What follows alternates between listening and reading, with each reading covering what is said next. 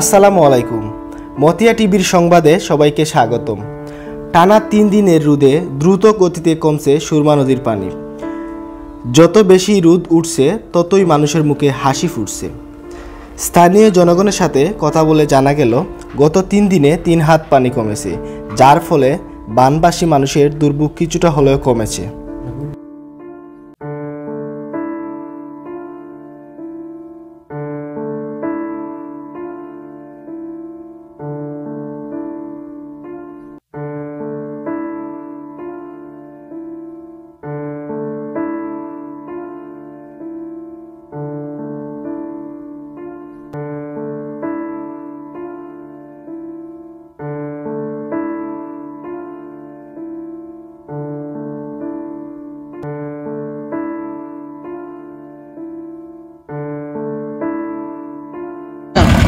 আচ্ছা, এখানে তো আপনি সুরমা নদীর পানি দেখছেন, 2 দিনের রোদে কতটুকু কমছে?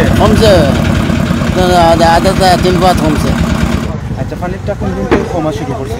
এটা আজকে থেকে, যেমন আজকে কমা শুরু করছে আজকে থেকে।